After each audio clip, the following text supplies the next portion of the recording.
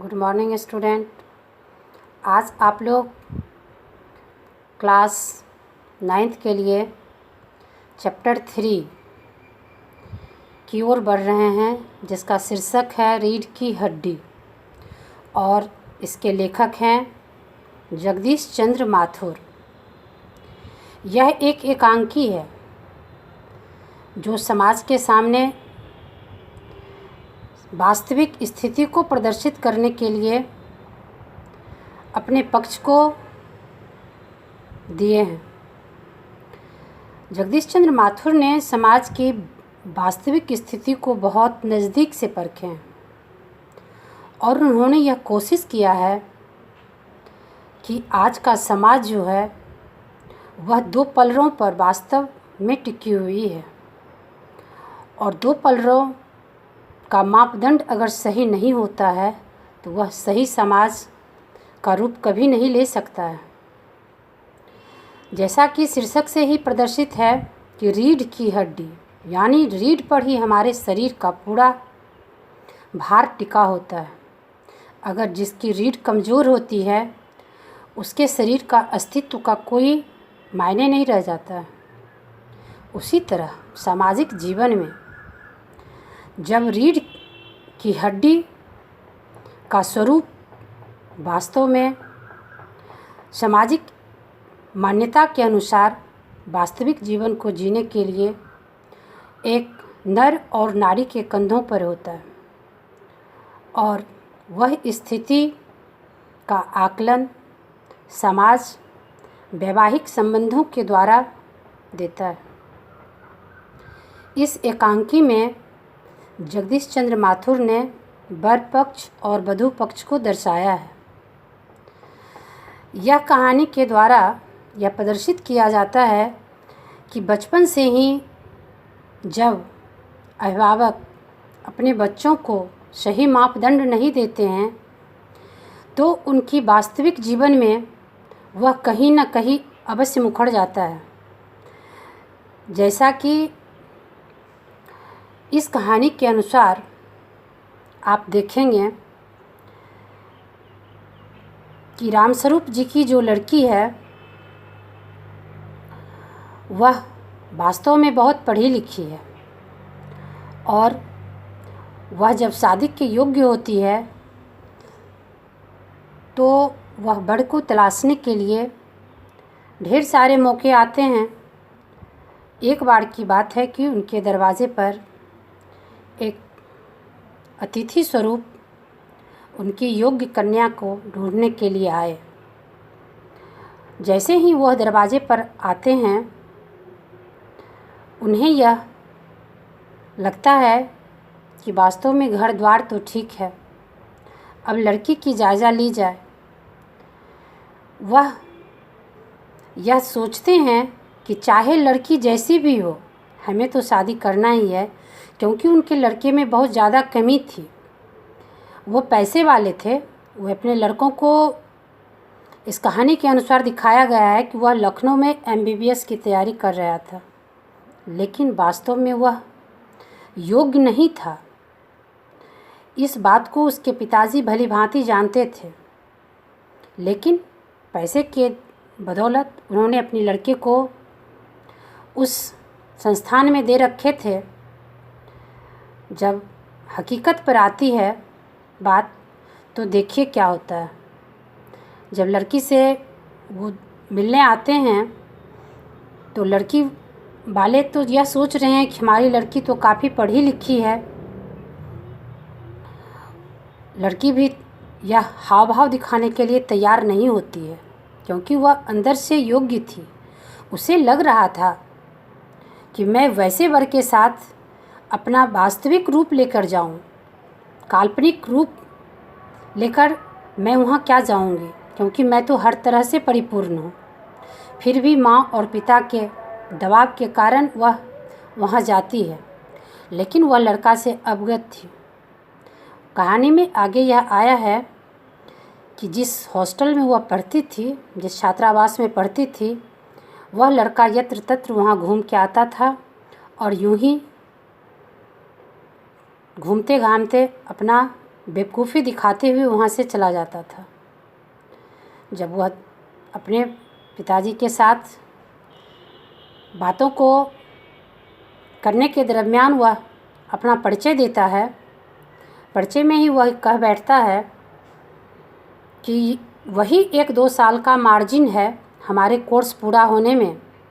लड़की अंदर से बिल्कुल समझ जाती है कि यह लड़का कितना योग्य है, जिसे यह भी पता नहीं है कि मेरा सिलेबस क्या है, मेरी छुट्टी क्या है। जब उसे यह पूछा जाता है कि तुम कितने दिन की छुट्टी में आए हो, वह कहता है छुट्टी वुट्टी तो होती नहीं है, ऐसे वीकेंड में चला आया हूँ।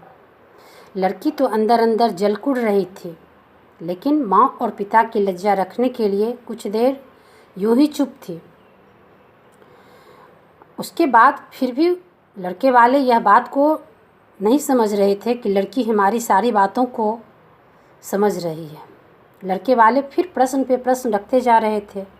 कहाँ तक सिलाई जानती है, कहाँ तक खाना बनाना जानती है, कहाँ तक संगीत जानती है। बारी बारी से प्रश्न रखते जाते थे और पिता के कहने के अनुसार वह बेचारी प्रश्नों का उत्तर दे रही थी। लेकिन जब वह समझ गई कि हमारे प्रश्नोत्तर को यह नहीं समझ रहे हैं,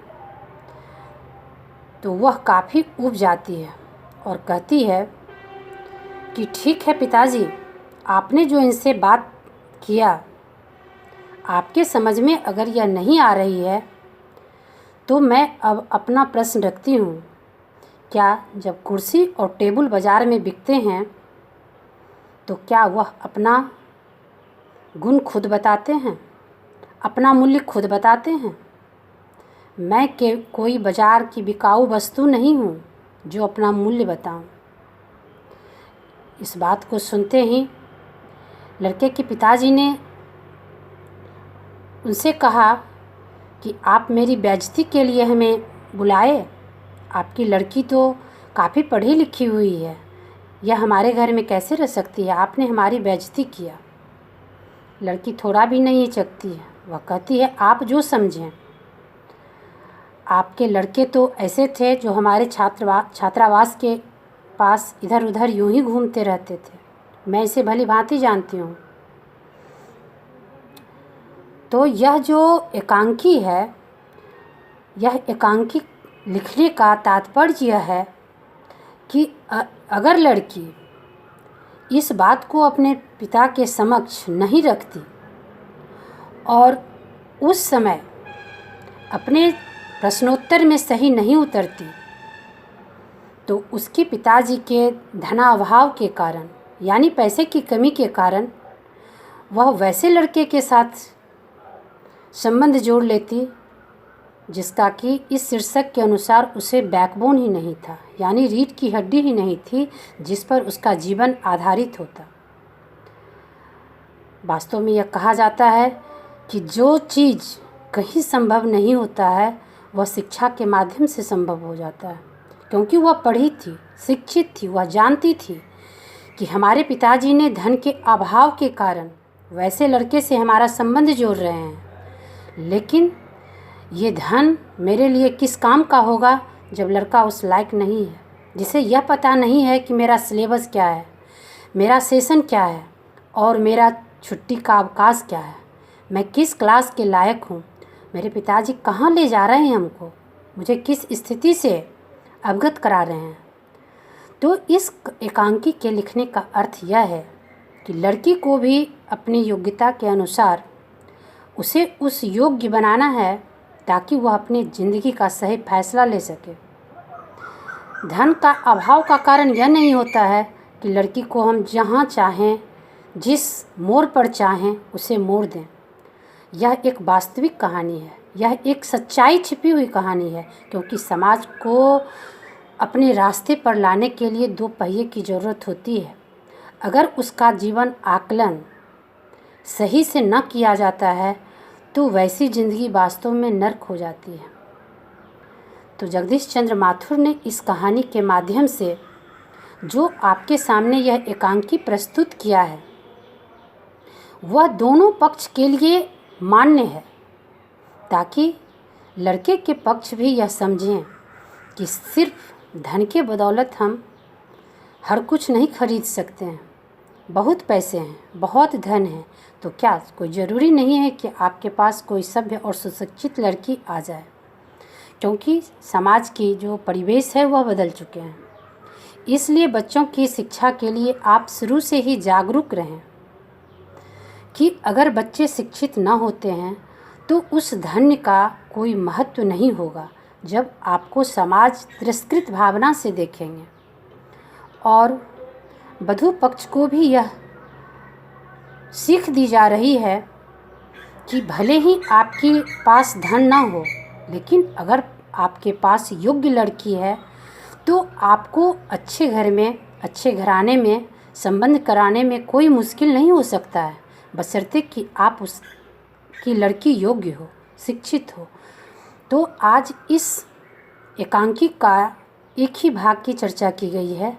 आगे भाग में आप देखेंगे कि इस वैवाहिक पक्ष का रूप जो होता है वह किस तरह समाज को आगे ले जाता है। धन्यवाद।